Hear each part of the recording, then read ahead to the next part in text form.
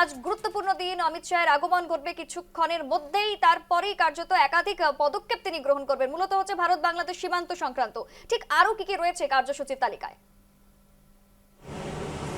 একেবারেই আজ সন্ধ্যা নাগাদ অমিত শাহ ত্রিপুরাতে আসবেন, যেমনটা জানা গেছে মেঘালয় থেকে, এবং এসে তিনি সরাসরি চলে যাবেন বিএসএফ হেডকোয়ার্টারে। সেখানে তিনি আজ রাত্রি যাপন করবেন। তারপর আগামীকাল একটি সরকারি এবং বেসরকারি অর্থাৎ টাটা গ্রুপের সঙ্গে ত্রিপুরা সরকারের একটা মৌ চুক্তির মধ্য দিয়ে একটা হোটেল ভিত্তিপ্রস্তর স্থাপনের প্রোগ্রাম রয়েছে, সেটা তিনি করবেন। তার মূল কর্মসূচি হচ্ছে সীমান্ত পরিদর্শন। তিনি চলে যাবেন আগরতলার সন্নিকটেই যে বিওপি রয়েছে লঙ্কামুরার, সেই বিওপিতে তিনি যাবেন এবং তিনি গিয়ে গোটা সীমান্তের নিরাপত্তা ব্যবস্থা খতিয়ে দেখবেন। বিএসএফ এর উচ্চপদস্থ আধিকারিক, কেন্দ্রীয় স্বরাষ্ট্র মন্ত্রকের সচিব এবং রাজ্য সরকারের প্রতিনিধি সেই বৈঠকে উপস্থিত থাকবে।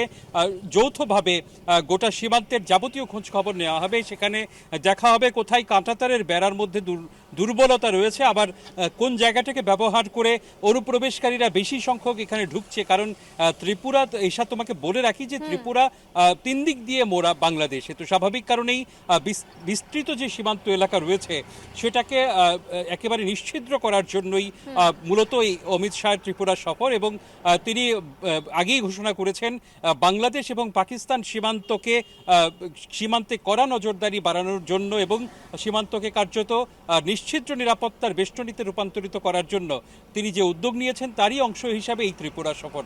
এবং আগামীকাল বেশ কিছু সময় তিনি সীমান্তে কাটাবেন বলে জানা গেছে। এবং লঙ্কামুরার, তোমাকে আরও একটা বিষয় জানিয়ে রাখি যে লঙ্কামুরার যে কাঁটাতার রয়েছে সেখানেও কিন্তু কিছু দুর্বলতা, সেই এলাকাতেও কিছু কিছু অনুপ্রবেশের ঘটনা ঘটেছিল।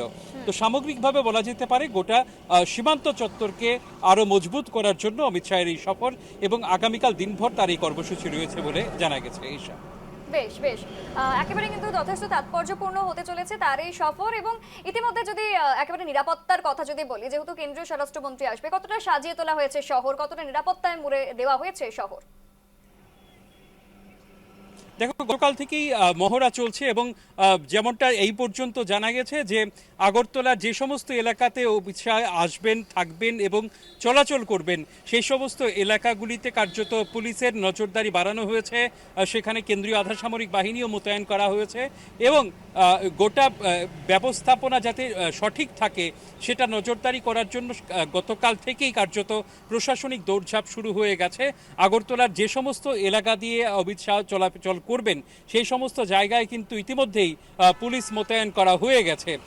পাশাপাশি সীমান্ত চৌকি যেখানে তিনি যাবেন, যেহেতু বাংলাদেশ সীমান্ত এলাকা, সেখানে ড্রোনের নজরদারি যেমন রয়েছে তেমনি সেনাবাহিনীরও কড়া নজরদারি সেখানে থাকবে, যেখানে বসে অমিত শাহ বৈঠক করবেন এবং সীমান্ত নিরাপত্তা পরিদর্শন করবেন। ঈশা, একদমই, আজ সন্ধ্যায় অবশ্যই নজর থাকবে আমাদের সেই দিকে। তোমাকে আপাতত ধন্যবাদ ভূপাল।